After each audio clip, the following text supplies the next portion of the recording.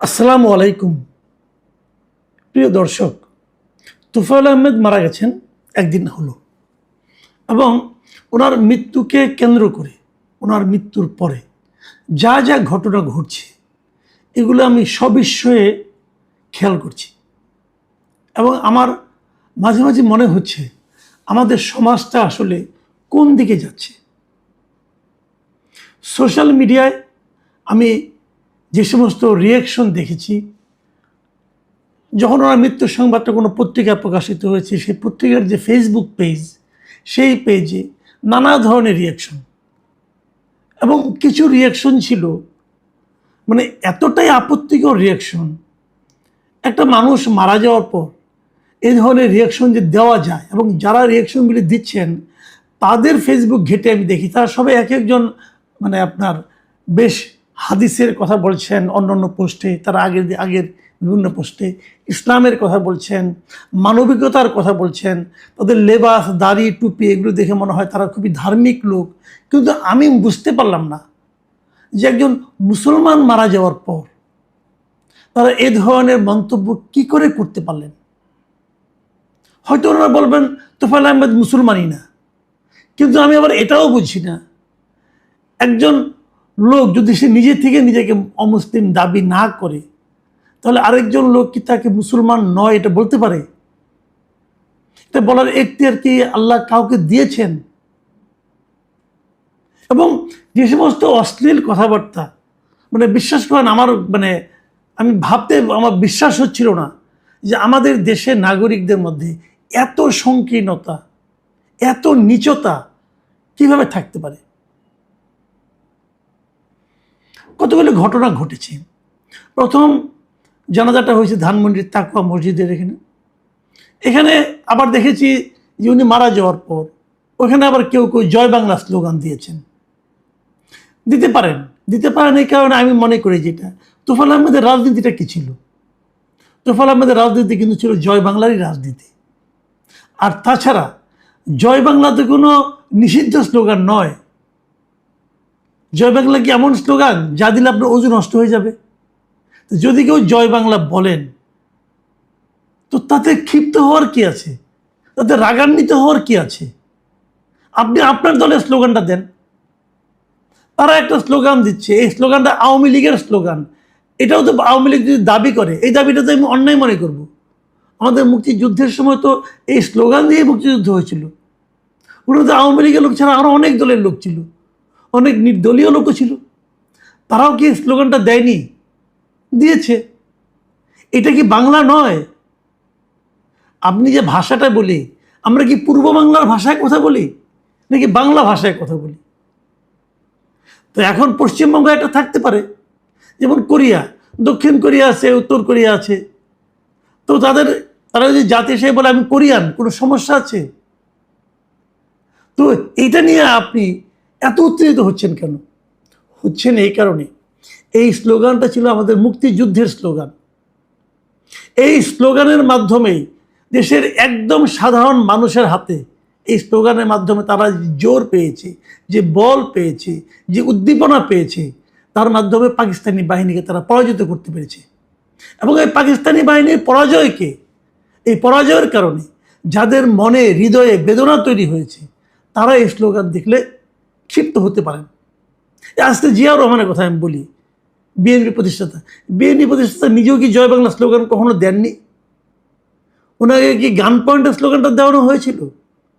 উনি নিজে থেকে দিয়েছেন। তো তার দলের লোকই বা এতে ক্ষিপ্ত হয় কেন? এটা কোনো দলীয় স্লোগান নয়। আপনাদের এভাবে ভাবতে হবে তোফায়েল আহমেদের অবদানটা কী ছিল। আমরা 69-এর গণ অভ্যুত্থানের কথা জানি। 69-এর গণ অভ্যুত্থানটা এমন ছিল যে সেই অভ্যুত্থানের কারণে কিন্তু আগরতলা মামলায় যে বঙ্গবন্ধু শেখ মুজিবুর রহমানকে গ্রেপ্তার করা হয়েছিল, তার জন্য ফাঁসির আয়োজন করা হয়েছিল, সেখান থেকে আইয়ুব সরকার তাকে মুক্তি দিতে বাধ্য হয়। এবং অনেকে একথাও বলে থাকেন 69-এর সে গণ অভ্যুত্থানটাই ছিল আমাদের স্বাধীনতার সূতিকাগার বলতে পারেন আপনি। সেখান থেকে আমাদের স্বাধীনতার বীজটা বপন করা হয়েছিল। এই হয়তো অনেকে আরও আগের কথা বলবেন, আগে সে 52 ভাষা আন্দোলনের কথা বলবেন, তারপর যুক্তফ্রন্টের নির্বাচনের কথা বলবেন, কিন্তু প্রথম স্বাধীনতা কথাটা, প্রথম বাংলার স্বাধিকারের কথাটা, জয় বাংলা কথাটা, এটা কিন্তু 69-এ প্রথম উচ্চারিত হয়েছিল। এবং সেই পুরো আন্দোলনের শীর্ষস্থানে ছিলেন এই তোফায়েল আহমেদ।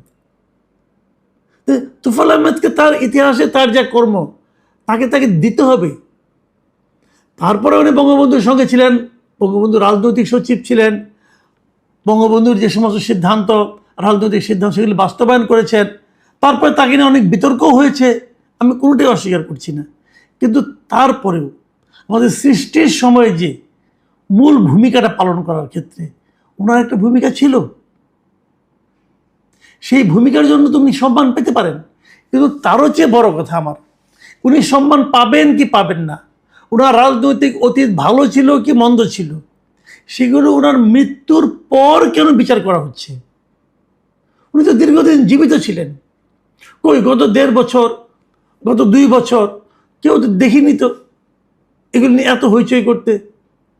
একজন লোক যখন মারা গিয়েছেন, যখন তার মৃত্যু হয়েছে, তখন তাকে নিয়ে এই ক্ষোভ কেন? উনি তো আর আপনাকে ক্ষতি করতে আসবেন না ভাই, উনি তো চলে গেছেন। আমি একটা জিনিস বুঝি না, এই যে মৃত্যুর পর মানুষকে নিয়ে, আপনি একটা মানুষকে যখন জীবিত ছিলেন তখন তার সাথে আপনার মতাদর্শগত বিরোধ থাকতেই পারে, কোনো সমস্যা নেই, কিন্তু একজন মানুষ যখন মারা যায় তাকে সম্মান দেওয়াটা কিন্তু একটা এই সভ্যতা, মানব সভ্যতার একটা মৌলিক মানদণ্ড। এই মানদণ্ড যখন আপনি লঙ্ঘন করেন তখন আপনার মনুষ্যত্ব নিয়ে কিন্তু প্রশ্ন ওঠে। যে মানুষটা নিজে আপনার তার পক্ষ, আপনি তাকে বিরুদ্ধে যা যা বলছেন তার বিরুদ্ধে তার একটা বক্তব্য থাকতে পারে, সেই বক্তব্য দেওয়ার মতো অবস্থায় কি তিনি আছেন? তিনি তো মারা গেছেন। তো আপনি এমন একজন লোককে নিয়ে কথা বলছেন, এমন একজন লোককে নিয়ে এমন সব কথা বলছেন যেসব কথা জবাব দেওয়ার অবস্থায় উনি নেই, তাহলে বলবেন কেন?